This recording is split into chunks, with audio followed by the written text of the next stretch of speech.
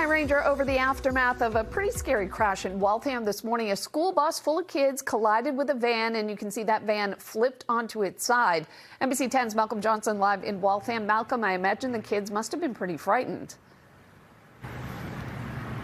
They were frightened. In fact, several of them were taken and rushed to the hospital, JC. In fact, NBC 10 Boston was first on the scene this morning when all of it took place. Thankfully, those children that were rushed to the hospital have been released.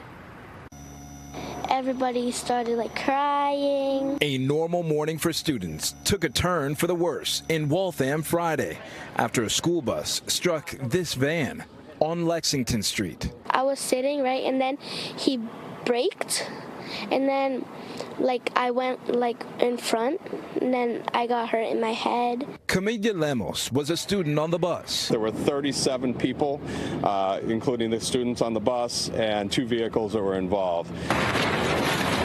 The driver of this van and 6 students were rushed to the hospital. I was really scared, and that was the worst experience of my life. Of the 6 students with minor injuries, it was shocking. 3 are related to Norma Lemos, including her 2 daughters. When I got there, oh my God, it was so bad. She left her 1-year-old with a neighbor and rushed to the scene after her oldest daughter called her. I'm like, why is she calling me? She's supposed to be at school.